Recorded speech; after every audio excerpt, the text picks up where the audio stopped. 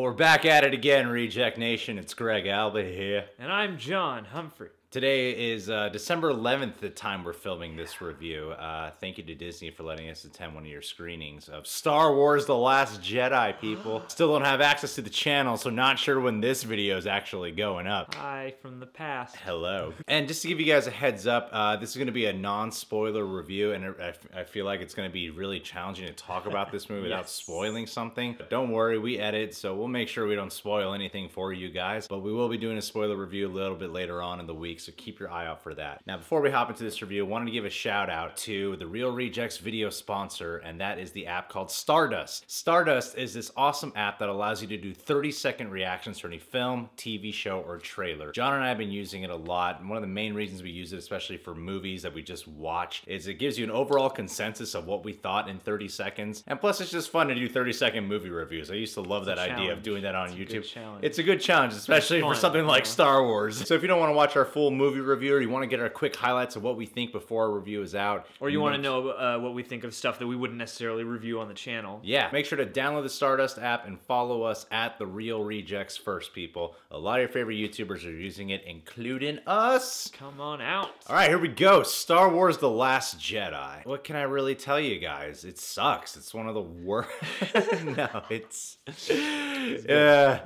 Can I just get this mic here for 1 second? I think it's my favorite Star Wars movie of all time. Oh wow. Yeah, that's high praise. Yeah, dude. I really do think that. What do you think, John? I hesitate to get that big out the gate because it's only been a few hours. I definitely think this might be the one I appreciate the most. I mean, it's unfolding in my head over the hours, and I really liked some of the stuff they did here, and it really compelled me. I really do love it. I think this film is an epic masterpiece in so many ways. One of my comments when we left the movie was, and you can't really say anything when you're on the Disney lot, so when we got to the car, what I said was, you know, The Force Awakens was a big film, but I wouldn't call it like an epic film.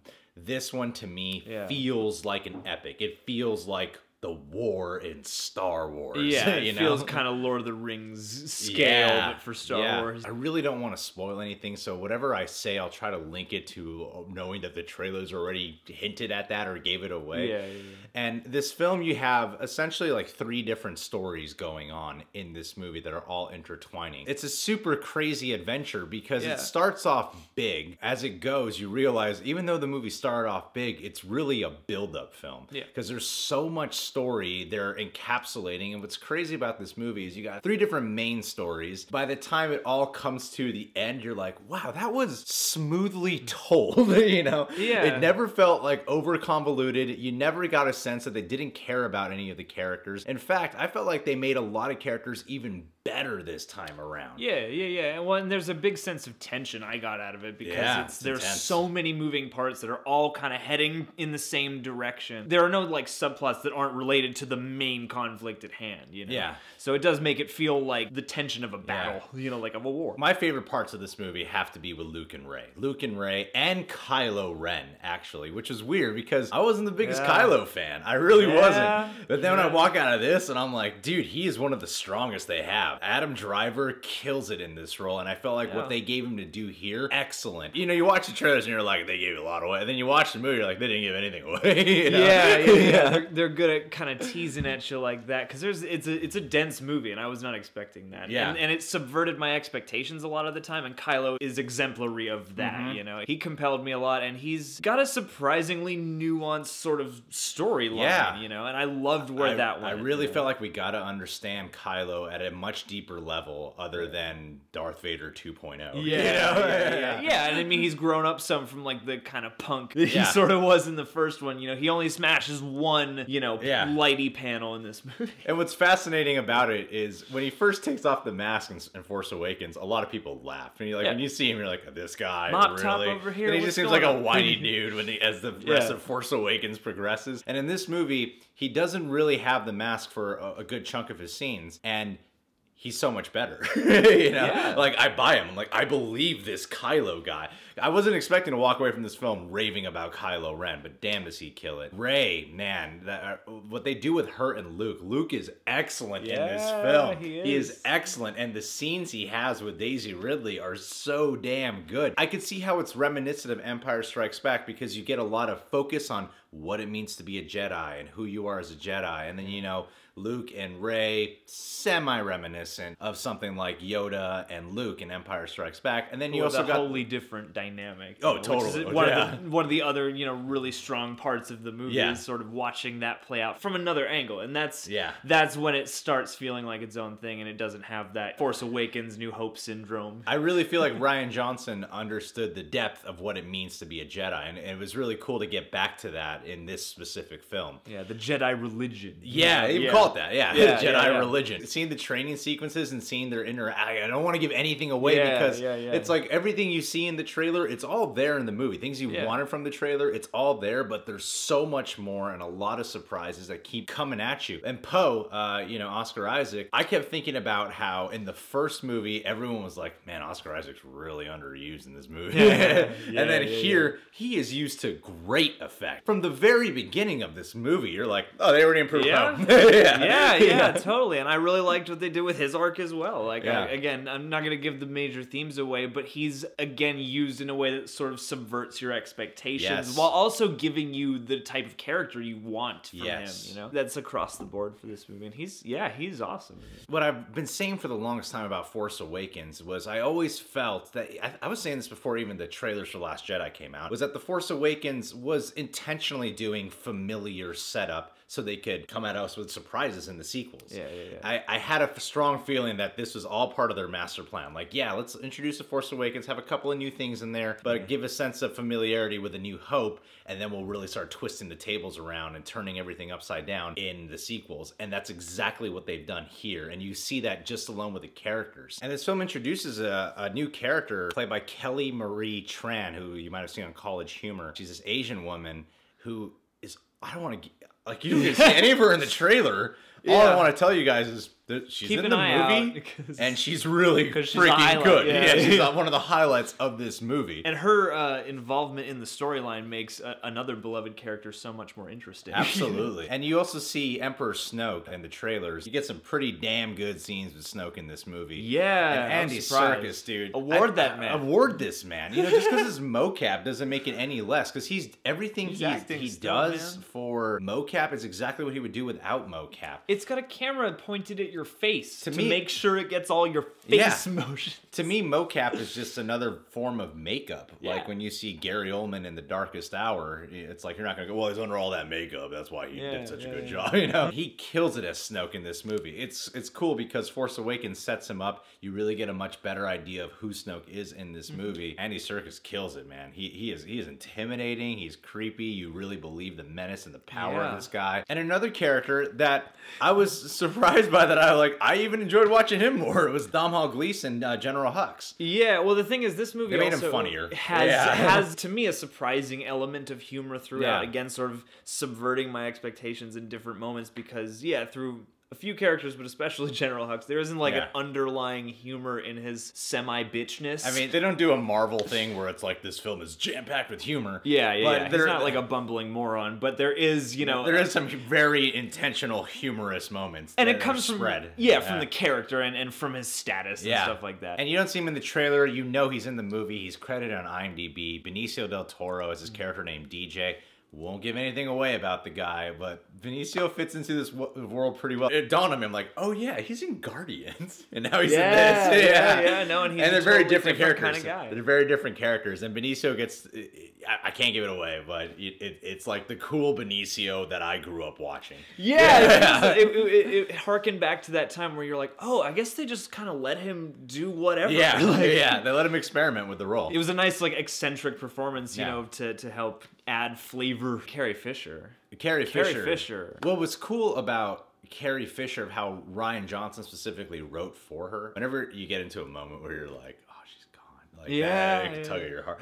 Honestly, like, even it's I teared up one times. spoiler. It says, you know, it pays homage in the credit in memory of Carrie Fisher. My eyes just shot red. Oh no, I'm sad. Oh, yeah. What I found very interesting about how they approach Leia in this film, Rian Johnson wrote Leia more attuned to how Carrie Fisher actually behaves and talks. Yeah, which was refreshing to see. Princess Leia in the trilogy, original trilogy, is very specific, and her personality here, they let go. Well, how would Leia grow? How would her personality change? Let's make it more along the lines of Carrie Fisher and how she talks.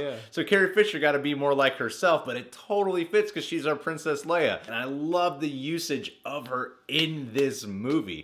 Perfectly used. This isn't Carrie Fisher trying to be young Princess Leia. This is a grown-up Princess Leia, or much more matured Princess Leia. Leia Organa. Yeah. You know, and she's a leader. And I like that her storyline had a lot to do with themes of leadership. That's integral to a movie like this, you know, to discuss not only why we fight, but how, you know, and you know, with what nuances and with things in mind. I want to mention Laura Dern is in this movie. Dern! Trailers don't give anything away about her, so I don't want to give anything away. It's a good hairdo. Laura Dern in this movie was another nice surprise. I really felt like no character was wasted whatsoever. If you ever felt that way about any Star Wars movie, I really don't feel that way in this movie. Every time a character shows up, even at first when you're like, oh, I feel like they don't really know what they're doing with this character, or what's the point of having this actor in this role? Eventually, just be patient with the film. You can see Rian Johnson was like, well, how can we make this really worth it? And every character gets that treatment, every single one of them. And there's a lot of great character scenes in this movie. This movie had such a great blend of action sequences mixed with great character scenes and plot provoking scenes and twists and turns. The music is great. The effects are good. The action is mesmerizing. Just the first battle you see, you'll be like, whoa, this is awesome. And there are some unique things they do that we want to touch on in our spoiler review of standout moments in space opera sequences where I'm going to remember how that went down. One thing I really enjoyed about this movie is the way that they sort of tempered the balance, because, you know, every fight sequence, battle sequence is really cool and really Star Wars-y, but also, you know, entirely necessary. You know, so it does start to feel like a war epic, partly because of those action scenes, but they're also super awesome because they're, you know, futuristic and Star Wars-y. They did themselves a service by really paying attention to the stakes and making it a build-up movie, because it's not a ton of heavy action throughout, but it does reward you for paying attention and for, you know, sticking with the characters, and it gives them all, you know, pretty interesting arcs. It's 2.5 hours is well earned. And another cool thing that I was saying in I think when we did a reaction to the behind the scenes featurette when they talked about the Crystal Fox, I was excited for seeing, are they going to introduce new creatures to us? And they do that. Like, there's several new creatures in here. I will look up the names to again when I do the spoiler review. But they all come to mind. They all have their specific types of personalities. People are going to be awing over porgs all through. Oh yeah, but there's even more than the porgs and the Crystal Fox. There's other creatures as well that you really get to a good sense of who these creatures are. Yeah, they had these like cultural elements, and you're like, that's another thing that I really appreciate about a Star Wars movie is because you get to know sort of the other elements of the universes, and you know what the other creatures are like and what their habitats are and how they behave. In The Force Awakens, you don't really get new creatures. You kind of get the Cantina 2.0,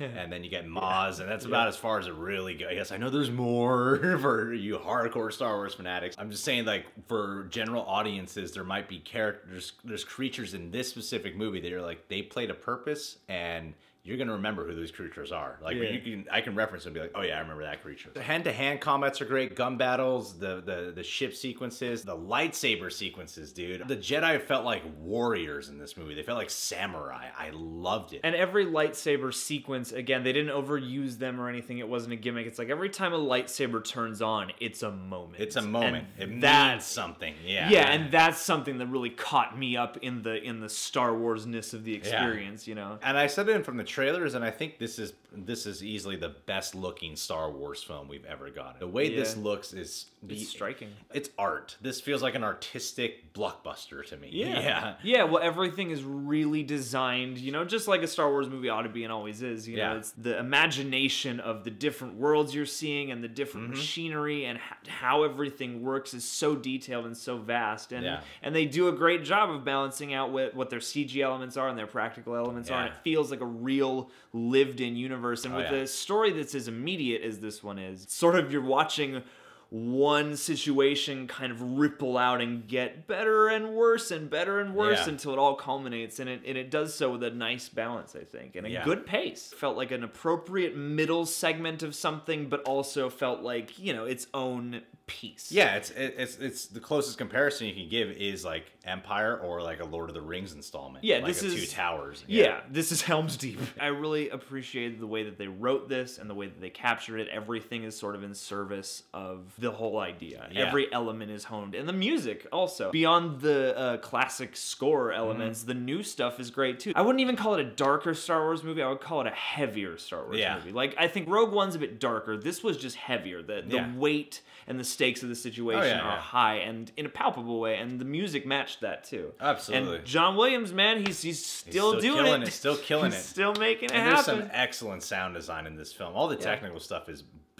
it's the best it's ever been. If I had some complaints about the movie, it's really a couple minor ones. I like John Boyega a lot, and I really like Finn. I even like what they do with him in this movie, and for the majority of it. Issue that I found with the use of Finn was I felt like a lot of it he wasn't really growing as a character. I kind of sort of feel like they were looking for something for him to do. It takes longer for his story to start paying off, I guess you'd say. I feel like the last half of Finn's story is better than the first half. Yeah. By the end, you're like, oh, okay. I get it now. Yeah. You know, I'm glad you're still around. And also, the use of Captain Phasma is better than Force Awakens, that's for sure. But it doesn't really make up for it. And I feel a little bummed out for Gwendolyn Christie, just because I'm like, you could have been anyone in this movie. Especially when you see the trailers, you're like, oh man, this is what we were waiting for. By the time you get to her character in this film, you're like, it's cooler. It's a moment, but it's not a huge moment. Yeah, it's not like, but why Gwendolyn Christie? This could have been a stuntman. And I was a little bummed out by that. The movie sort of has everything you want and then more, and it's like thought out. It's surprising. You know, it makes some bold choices, and it's a bit heavier, but you know, I think it's all the better for it. If we were to give a consensus on this, I just realized I just want to use our Stardust app for that. So here's our consensus on Star Wars. All right, gotta keep this plain and simple. Yeah. This is probably my favorite Star Wars movie of all time, people. Great. If I could give it more than 5 stars, I would give it more than 5 stars. Action's great. The characters are phenomenal. The story is great. It is such a beautiful film from beginning to end. It is an epic masterpiece. Compelling. It subverts your expectations a bit, takes it in places you're not expecting, but that are totally steeped in the Star Wars themes, you know? It's incredible. Best Star Wars movie I've ever seen. No idea when this video is up on YouTube. Hopefully you enjoyed our review anyhow. Keep a lookout for a spoiler review, or it might be up already, so go watch our spoiler review. Who knows? I'm preparing for the future in every sentence I say. So, did you see The Last Jedi? Where would you rank it in terms of your favorite Star Wars movie, or did you hate it? If you did, put it in the comment boxes. Everyone's respectful of everyone's opinion. Subscribe to The Real Rejects. Please click that notification bell if this is up on YouTube. Follow us on social media. Make sure to become a Patronaject today while you're at it. We post a lot of exclusive content over at our Patreon. It's become like a second YouTube channel of ours. We interact a lot over there. Uncut. And last but not least, download the Stardust app and follow us first at The Real Rejects, people. Join the Stardust community.